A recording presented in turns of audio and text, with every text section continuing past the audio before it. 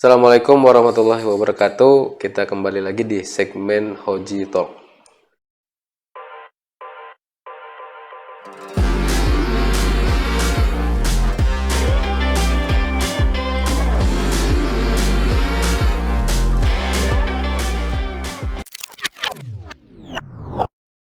Kali ini saya nggak sendiri, saya ditemani oleh Mas Ari, tim kita juga yang akan berbincang-bincang seputar tentang emotional detox dan materi-materi yang sudah disampaikan di sesi-sesi sebelumnya. Apa kabar Mas Ari? Sehat Pak. Alhamdulillah. Ya silakan Mas Ari, mungkin ada yang mau ditanyakan tentang emotional detox. Iya Pak. Mungkin saya di sini menjadi salah satu bagian dari teman-teman di luar sana yang akan mungkin bertanya perihal mengenai emotional detox. Dari pertama emosi sampai dengan beberapa konten-konten ya. Oke. Saya akan mulai dari emosi nih Pak nih. Ya. Ini kan emosi Bapak yang disampaikan adalah memiliki keterkaitan dengan penyakit. Iya. Ya. Apakah semua emosi atau semua penyakit itu memiliki kecenderungan emosi? Iya. Nah, itu seperti apa tuh Pak penjelasannya? Nah, jadi memang sebagian penyakit itu ada pengaruh emosi di dalamnya. Tentu nggak semua penyakit. Misalnya sakitnya benjol karena kejedot tiang, itu nggak ada hubungan sama emosi. Tapi jadi emosi kan? Jadi emosi, atau kejedotnya karena emosi, habis diputusin pacar bisa. Nah, tapi biasanya penyakit-penyakit yang berhubungan dengan emosi itu penyakit-penyakit organ dalam atau penyakit dalam. Seperti penyakit yang sudah pernah kita bahas juga, penyakit diabetes, penyakit MAH, mungkin ada juga darah tinggi, gagal ginjal. Kalau gagal ginjal biasanya genap. Iya. Itu juga ada kaitannya dengan emosi. Nah, jadi tidak semua penyakit karena emosi, tapi sebagian besar penyakit dalam itu ada pengaruh emosi di dalamnya. Oh, jadi adalah ya kaitannya dengan emosi ya? Iya, ya. Bagian besar penyakit dalam. MAH, gitu kurang betul, lebih ya. Diabetes betul. Yang sebelumnya Bapak sampaikan. Iya, gitu. Betul. Terus masalah MAH nih Pak, nih saya juga pernah juga disampaikan oleh Bapak perihal konten sebelumnya mengenai makanan, kan? Itu bagaimana tuh Pak? Seandainya seorang office worker ya, misalnya orang kantoran-kantoran itu kan punya batasan waktu ya untuk makan di jam 12 gitu Pak. Dan kalau misalnya Bapak sampaikan juga bahwa makan ketika lapar, ya kan, berhenti sebelum kenyang, kurang lebih gitu Pak. Hal seperti itu agak sulit kayaknya tuh Pak tuh di kalangan kantoran seperti itu Pak tuh. Itu seperti apa ya Pak penjelasan? Mungkin ada kiat-kiat dari Bapak lah, gitulah. Artinya begini sih, sebenarnya pada video yang sebelumnya yang menerangkan tentang bagaimana waktu makan yang baik, itu pada dasarnya yang ingin saya kemukakan atau sampaikan adalah makan itu sebaiknya memang bergantung pada kondisi biologis. Artinya makan di saat lapar itu memang kebutuhan biologis kita, tubuh kita sedang butuh makanan. Nah, kenapa perlu kita makan itu sesuai dengan kebutuhan biologis? Karena sekarang ini banyak orang yang makannya dipengaruhi oleh emosional. Nah, misalnya tadi kan, saya harus makan jam 12, khawatir kalau nggak makan itu saya bisa sakit perut misalnya, atau saya nggak punya kesempatan lagi untuk makan, itu untuk yang worker ya. Nah, kemudian ada juga misalnya orang yang saya harus makan 3 jam sekali, karena kalau saya telat makan itu saya bisa kambuh. Nah, padahal itu sangat berhubungan dengan kekhawatiran. Artinya orang yang khawatir itu cenderung mengalami Nah, ada juga misalnya orang yang malam makan tuh karena takut lapar atau takut nggak bisa tidur karena lapar. Nah, sehingga proses makannya itu bukan karena lapar secara biologis, tapi karena pengaruh emosional, ketakutan, kekhawatiran, Ada juga orang yang misalnya makan itu karena stres. Oh saya stres nih, habis dimarahin bos saya, habis diputusin pacar gitu misalnya Biasanya kan. senengnya yang pedes-pedes tuh, Pak. Nah, misalnya yang pedas-pedas dan lain sebagainya gitu kan. Nah, makan yang dilakukan pada saat kita stres itu jelas nanti proses makanan itu tidak bisa diproses oleh tubuh dengan baik sehingga muncullah penyakit-penyakit yang ada gitu kan. Nah, jadi sebenarnya idealnya makan itu ya bukan dari jenis makanannya saja yang perlu kita perhatikan, tapi juga bagaimana kita makan itu memenuhi kebutuhan biologis. Bagaimana kita juga berhenti makan sebelum kenyang. Karena kalau orang yang masih tetap makan walaupun sudah kenyang, pertama tubuh itu sebenarnya akan menolak. Ada penolakan-penolakan dari tubuh kita. Gumuh mungkin. Ya, misalnya ngerasa ya nggak enak lah ya di perut segala macam gitu kan. Nah, biasanya kenapa kita kok makan sampai kekenyangan itu juga biasanya karena faktor emosional juga, misalnya di kondangan gitu kan. Wah, nanti kalau nggak makan kambing guling, nggak makan nasi, nggak makan puding, nggak makan buah, nanti kehabisan. Itu kan karena masalah emosional. Nah, sehingga makanan yang dipengaruhi oleh emosional inilah yang menjadi kurang baik bagi tubuh. Tapi kalau orang makan itu karena kebutuhan biologis, karena lapar, gitu kan. Nah, itu makanan itu akan baik bagi tubuh walaupun mungkin jenisnya secara orang umum ya ada lemak, ada misalnya apa namanya, ada pedas, ada asam, itu nggak akan terlalu berpengaruh pada timbulnya penyakit. Oh, jadi kalau misalnya orang-orang kantoran yang seandainya itu ya 70% sih ya sekarang. Ya. Kalau dulu kan mungkin 90% ya. Ya. Sekarang udah ada beberapa perusahaan yang ya Fleksibel, fleksibel dan sebagainya ya, ya. Ya. Itu kalau seandainya makannya telat, maksudnya nanti nanti makannya. Itu berarti tidak menjadi masalah dong, Pak. Nggak jadi masalah. Iya, nggak jadi masalah. Artinya lebih baik kita makan tuh di saat lapar. Kalaupun kita harus makan karena jam kantor sebelum kita merasa terlalu lapar, ya paling nggak makannya jangan sampai terlalu kenyang. Itu tidak akan menyebabkan apa-apa dong, Pak ya. Berarti nggak ada masalah. Harusnya tidak ya. Iya, betul. Kecuali kita mungkin dalam rapat tambah kesel atau kita lagi meeting lagi itu mungkin ya. Ya, betul. Kan? Ya, justru emosi-emosi yang ada di kantor itulah yang biasanya menyebabkan seseorang itu rentan dengan penyakit. Oke. Ini bisa saya sampaikan. Saya akan coba tanya nih Pak, ini dari diri saya sendiri nih Pak ya. Ini experience diri saya sendiri.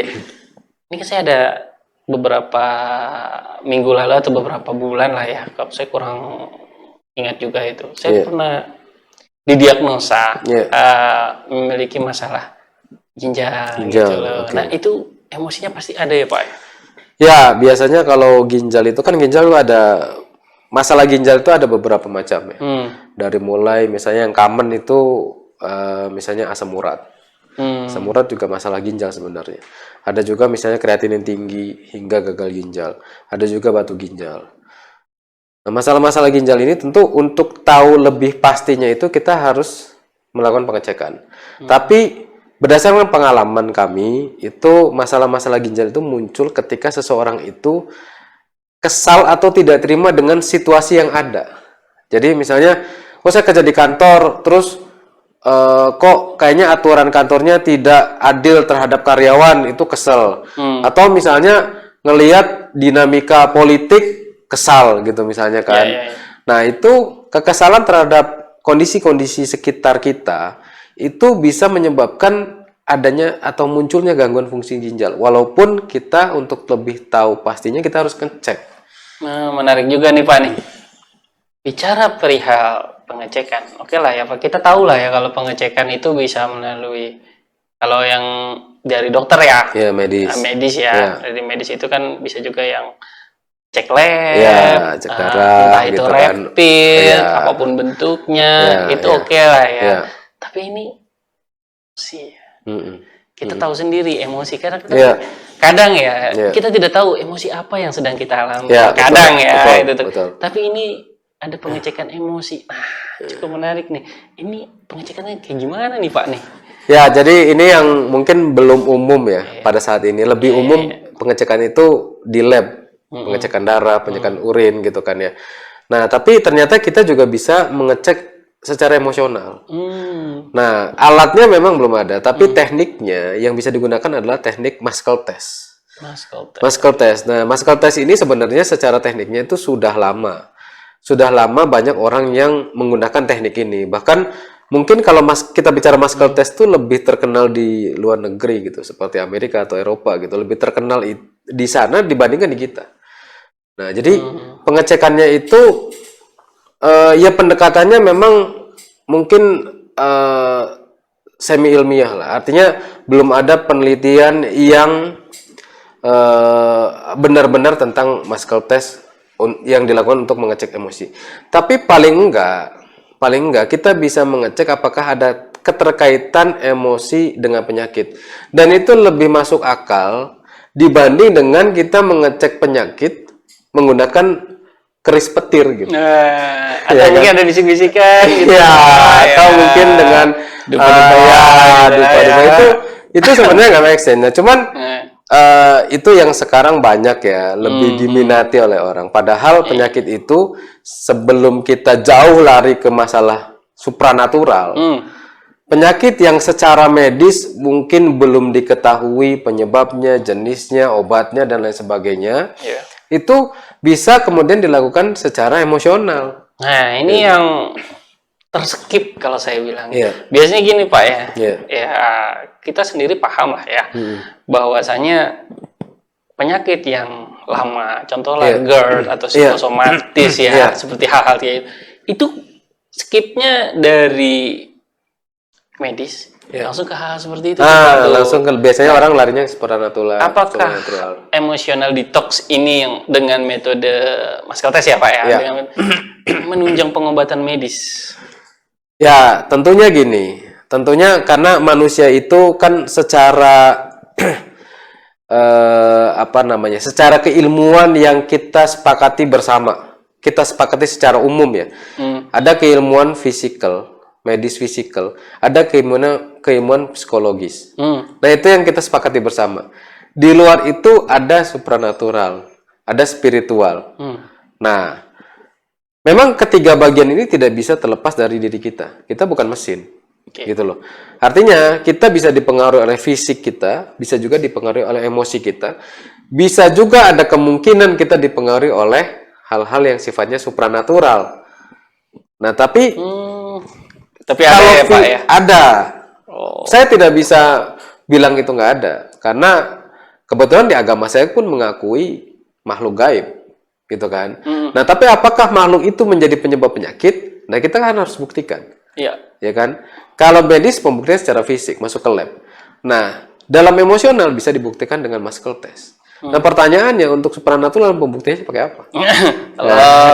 Kan itu kan yang menjadi sulit. Artinya, jadi jangan melakukan pendekatan yang sulit untuk dilakukan pembuktiannya. Lakukan dulu yang paling mudah dilakukan pembuktiannya. Termasuk salah satunya ya emosional. Pembuktian secara emosional menggunakan muscle test. Berarti cukup menunjang ya Pak ya? Ya, artinya dan bisa berjalan berbarengan dengan medis juga. Karena medis mengurusi di bagian organnya, bagian fisiknya. Kita masuk ke bagian emosionalnya yang memang saat ini belum banyak disentuh oleh kalangan medis. Gitu. Makanya kita menamakan kita ini sebagai palliative center. Bukan alternatif. Kalau alternatif seolah-olah kan pilihan. Iya. Mau medis atau non medis kan gitu kan. Iya. Kalau kita paliatif, satu pendekatan yang bisa berjalan berbarengan dengan medis. Cukup menarik sih Pak. Tapi itu ngetes itu muscle test itu boleh kali Pak nanti. Sharing-sharing lah. Boleh. Nanti kita bikin semua. sesi sendiri untuk pengecekan muscle test itu seperti apa sih, gitu kan. Soalnya kan mungkin itu sifatnya. Kalau ada yang mau bertanya nih, saya sakit ini, itu ya apa penyebabnya? Mungkin private ya. Makanya kami sarankan di beberapa video itu datang, hubungi kami. Karena kan pengecekan muscle test idealnya dilakukan berhadapan dengan orangnya. Harus. Karena harus dikonfirmasi. Jadi pendekatannya kita tuh bukan bisikan jin gitu. Ya kan, pendekatan kita adalah dengan muscle test kita mencari clue-nya. Clue tentang emosinya apa. Sama siapa, kapan terjadi emosinya, dan harus dikonfirmasi ke orangnya. apakah benar misalnya merasa kesedihan di umur 20 tahun dengan pasangan gitu misalnya. Bisa kita flashback gitu ya, ya, betul. Pak. Dengan muscle test tuh bisa kita mendapatkan clue tersebut. Nah, di luar muscle test sebenarnya banyak cara Mirip yang penerawang ya. Tapi itu ilmiah gitu kan. Di luar muscle test gitu. banyak hal yang bisa dilakukan, misalnya dengan hipnoterapis. Gitu itu udah common di kalangan hipnoterapis, itu udah common. Gitu. Dengan hipnoterapi bisa, dengan CBT bisa, kalau di kalangan psikolog itu dengan CBT misalnya kan, atau hipnoterapi. Nah, jadi pendekatan muscle test adalah salah satu pendekatan yang bisa dikatakan sudah mulai diilmiahkan, artinya dilakukan oleh banyak kalangan ilmiah untuk mengetahui apakah ada emosi yang terkait dengan penyakit yang sedang kita alami. Ini kan kita bahas masalah penyakit-penyakit ringan ya. Ya. Ya, diabetes, Pak. Iya, ya bisa lah ada yang bisa menyatakan bahwa ini ada penyakit psikosomatis gitu. Nah, gimana kalau penyakitnya level-level yang cukup kritis? Ya, misal cancer, tumor, ya kan. Nah, hal-hal kayak gitu gimana tuh, Pak tuh? Ya, jadi sebenarnya kan kita harus melakukan pendekatan secara umumnya juga ya. Bahwa secara umum misalnya cancer itu dari faktor makanan yang mengandung pengawet atau makanan junk food, fast food, makanan yang cepat saji gitu ya. Nah, tentu kita tidak bisa menafikan itu. Artinya kita tentu juga perlu mempercayai itu untuk kemudian kita menghindari hal-hal tersebut. Nah, tapi dari pengalaman kami dan dari logika yang bisa kita bangun itu, misalnya kan yang makan fast food, yang makan junk food, yang makan makanan misalnya sekarang sudah umum juga frozen food, itu kan banyak gitu kan. Mungkin dalam satu hari ada ribuan orang. Tapi kenapa yang kanker cuman puluhan gitu misalnya dari ribuan orang tersebut. Nah, itu kan yang jadi pertanyaan. Berarti ada faktor lain. Ya kan? Nah, faktornya bisa jadi adalah emosional. Nah, dan juga ada pengalaman juga. Misalnya faktor selain itu ada faktor genetik, keturunan gitu kan ya. Nah, keturunan ini ada satu pembuktian ya. Pembuktian secara tidak sengaja sebenarnya. Jadi ada sepasang suami istri berasal dari Eropa, dia lama menikah tidak punya anak. Kemudian dia mengadopsi anak dari ras Afrika. Jauh, beda ras gitu kan, nggak ada hubungan darah. Nah, kemudian setelah sekian lama, akhirnya si pasangan ini ternyata didiagnosa dua-duanya kena kanker. Bahkan pasangan ini meninggal karena kanker tersebut. Nah, dan setelah itu ternyata anaknya yang diadopsi itu juga menderita kanker. Padahal kan nggak ada hubungan darah. Iya kan? Nah, hal itu hanya bisa dijelaskan oleh kondisi di mana emosi dari kedua orang tuanya diturunkan kepada anaknya. Anaknya melihat orang tuanya sebagai figur yang perlu dia contoh, ya kan? Kemudian dia mencontoh emosinya, dan karena emosi itulah kemudian muncul penyakit yang sama, yaitu kanker. Nah, jadi penjelasan-penjelasan yang tidak bisa dilakukan oleh medis, misalnya kedua orang tuanya gula darah tinggi, diabetes. Tapi kok kenapa anaknya hipoglikemia? Atau itu gimana tuh? Nah, itu kan misalnya karena orang tuanya dua-duanya egois. Nah, anaknya merasa tertekan dengan keegoisan orang tuanya sehingga anak nggak mau kayak orang tuanya. Bisa aja itu anaknya menjadi sangat egois, trauma gitu kan. Sehingga bukannya diabetes malah hipoglikemia. Gitu loh. Atau kalaupun misalnya kedua orang tuanya egois, anaknya mencontoh orang tuanya sehingga rasa egois tadi atau sifat egois tadi membuat anak juga menderita penyakit diabetes. Nah, jadi selalu ada unsur psikologis atau ada unsur emosional, walaupun untuk penyakit-penyakit yang dibilang adalah penyakit turunan. Termasuk ya di situ ya, bisa masuk ya? Ya, bisa. Menarik sih, sangat menarik sih kalau memang kenyataannya bahwa yang diturunkan itu emosi. Iya jelas sih ya. Kalau emosi sih kita mah tahu lah ya. Karena orang tua, karena anak kan mengikuti karakter bapak ibunya. Ini sangat menarik.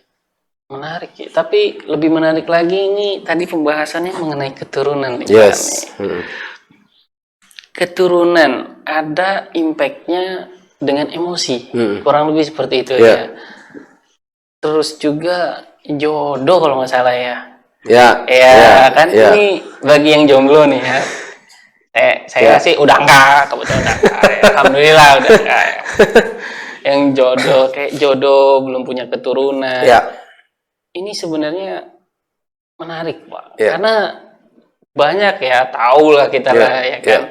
Sudah ada yang bertahun-tahun bahkan belum memiliki sampai akhir dengan pada keduanya subur, hal seperti itu. Nah, itu yang dimaksudkan seperti itu apa, Pak? Dengan maksudnya relate dengan emosinya tuh mana gitu loh.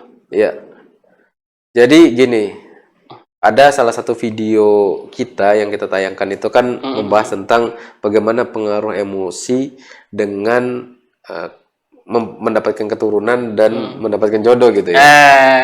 Nah, jadi gini, ini berdasarkan pengalaman juga bahwa ada kondisi-kondisi di mana seseorang yang menikah mungkin bertahun-tahun gitu kan, belum juga dikaruniai anak. Padahal secara medis udah dilihat, dicek gitu ya, secara medis ternyata kedua-duanya subur, dinyatakan subur. Artinya tidak ada masalah pada alat reproduksinya, misalnya kan gitu, atau organ reproduksinya. Nah, jadi apa nih yang kemudian menyebabkan pasangan ini masih belum punya keturunan? Nah, tapi kan agak sensitif ya. Betul. Hal yang sensitif ya. Betul. Biasanya orang kita kalau sudah secara medis, oh ini sebenarnya subur ya kan, bagus gitu kan, misalnya kan, biasanya larinya langsung ke, oh ini ada yang nggak seneng nih, kan? Terus kirim jin gitu, larinya ke arah sana gitu kan. Nah, ya sebenarnya nggak salah juga mereka berpikir seperti itu, karena mereka kurang mendapatkan pengetahuan bahwa selain dari fisik itu ada masalah emosional juga. Gitu kan.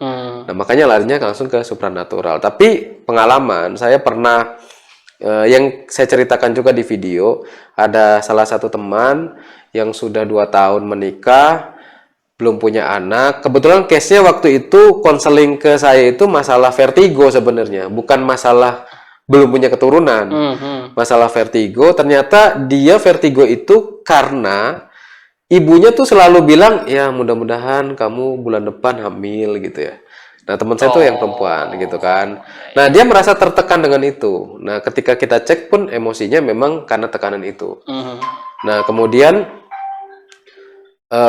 dia melakukan emotional detox, merilis emosi, dan ternyata bukan hanya vertigonya yang hilang atau sembuh, tapi ternyata setelah itu juga dia tidak berapa lama kemudian dia hamil gitu loh. Jadi ternyata emosi yang sama itu menyebabkan proses kehamilannya menjadi terhambat. Nah, pengalaman itulah yang kemudian membuat kami itu melihat bahwa ternyata masalah keturunan pun bisa jadi dipengaruhi oleh kondisi emosional seseorang. Gitu loh. Nah, termasuk sebenarnya masalah jodoh. Nah, itu. Ini nih sebenarnya sih yang menarik itu bagi para jomblo. Betul. Karena itu maksudnya gimana tuh, Pak? Emosi bisa menghambat. Sedangkan ya kita tahu sendiri ya, ganteng banyak ya. Betul. Terus nggak miskin amat lah ya maksudnya. Betul. Cukup lah gitu kan. Walaupun nggak mapan-mapan banget gitu. Betul. Karena sebenarnya kan kalau masalah jodoh ini kan, ya kalau satu sisi jodoh itu di tangan Tuhan, ya kan? Ya tentu kita tidak akan terlalu banyak mengupas ke sana. Tapi kita anggap aja semua orang sebenarnya diciptakan berpasang-pasangan, gitu misalnya kan. Nah, tapi kenapa kok ada orang yang susah mendapatkan pasangan? Gitu? Intinya kan susah mendapatkan pasangan, kan? Nah, sebenarnya kalau secara logika, tentu kita berpikir gini. Diazab. Artinya, artinya sih gini. Tidak ada logika yang mengatakan bahwa yang punya jodoh itu harus laki-laki yang ganteng atau harus perempuan yang cantik. Kan nggak ada, ya kan? Laki-laki mau ganteng mau jelek, tetap ada yang punya pasangan juga. Ada yang nikah juga. Tidak ada logika yang menyebutkan jodoh itu untuk mendapatkan jodoh harus punya uang banyak, harus kaya. Kan nggak ada. Nggak ada. Gitu kan. Nah, tapi ada logika yang bisa digunakan. Kenapa orang itu tidak memiliki atau belum memiliki pasangan? Mungkin dia pernah punya traumatik. Atau banyak milih gitu, Pak? Enggak. Banyak milih pun itu masalahnya kemungkinan besar karena emosional. Oh gitu. Karena gini, dia mungkin punya traumatik, pernah berpasangan atau mungkin berpacaran atau kenal sama, ternyata dia pernah disakiti. Sehingga dia menutup diri, gitu kan, takut kejadian itu terulang lagi. Oke. Gitu loh. Nah, sehingga secara psikologis dia itu menjadi orang yang tidak mudah mendekati orang atau tidak mudah didekati orang. Dan itu bisa dirasakan oleh orang-orang yang ingin mendekati dia. Oh, iya. Nah, itu atau misalnya laki-laki, wah saya trauma nih, pernah punya pacar tapi diputusin, gitu kan, sehingga dia seolah-olah menjadi orang yang pemilih, padahal dia masih terimpact pada trauma yang sebelumnya. Nah, sehingga yang itulah yang mesti dirilis, itu yang mesti didetox. Gitu. Pernah tuh Pak tuh kayak gitu juga. Pernah juga, ya kebetulan kan waktu itu kita sama-sama ngecek dan alhamdulillah sekarang sudah menuju ke jenjang pernikahan. Ya kan, amin. Alhamdulillah. Ya itulah, ya maksudnya gini, ternyata ada hal-hal yang sifatnya emosional yang mempengaruhi kenapa kita sampai saat ini belum ada pasangan, kenapa saat ini misalnya pasangan yang sudah lama menikah belum punya anak. Gitu. Jadi ini bisa nggak sih ke rezeki juga sih Pak? Iya kan jodoh ya, rezeki. Ya kalau kita mau pakai logika, ini semuanya bisa jadi emotional detox dong ya? Betul. Logikanya semuanya ada hubungan sama emosional. Orang misalnya susah mendapatkan rezeki mungkin karena dia nggak percaya diri. Nggak percaya dirinya kenapa? Mungkin karena pernah punya trauma, ya kan? Saya pernah gagal, gitu kan? Misalnya orang gagal usaha gitu misalnya. Oke, itu orang yang nggak percaya diri ya Pak. Bagaimana orang yang banyak usaha, maksudnya dia apa sih, ikhtiar ya bahasanya, dia ikhtiar kesana kesini bla bla bla dan sebagainya, dia sudah mencoba ya tapi nothing gitu kan, ya itu kalau kayak gitu mungkin beda kali ya case-nya ya. Ya, artinya kita harus melihat dari berbagai sisi. Satu, misalnya kita lihat dari sisi psikologisnya. Yang kedua, dilihat dari sisi kemampuan atau skillnya. Yang ketiga, dilihat dari sisi emosionalnya. Karena secara psikologis nggak ada masalah, orangnya semangat, orangnya rajin, mencoba gitu kan, nggak ada masalah. Tapi ternyata skillnya masalah, gitu kan, nggak punya skill, nggak punya pengalaman juga. Nah itu kan masalah. Tapi kalau misalnya psikologisnya oke, skillnya oke, tapi kok susah mendapatkan. Nah ini kita juga perlu cek, jangan-jangan ada masalah emosionalnya. Bisa dicontohkan Pak, misal apa gitu? Ada, pernah contoh begini, jadi ada seorang pengusaha yang dia itu bangkrut lah ya, maksudnya bangkrut, dan dia ingin menata kembali gitu kan bisnisnya. Nah cuman dia cukup down, takut ini takut itu, sehingga ketika misalnya membuat presentasi, mengajukan pinjaman ke bank itu dengan ketidakyakinan dia karena traumanya itu terjadi penolakan-penolakan. Nah setelah di detox sehingga dia lebih percaya diri, sehingga mungkin itu akan mempengaruhi presentasinya, bahan presentasinya, mempengaruhi keyakinan dirinya dia, sehingga dia bisa mendapatkan pinjaman lagi dan memulai usaha yang baru. Jadi untuk hal emosional detox ini mungkin bermanfaat ya Pak ya, untuk pengusaha-pengusaha begitu ya, selain untuk penyakit dan sebagainya ya Pak. Betul. Jadi mungkin yang bisa disampaikan pada sesi Ozito kali ini adalah ya seperti yang sudah kita bicarakan tadi ya, diskusikan tadi bahwa emotional detox itu bisa menjadi satu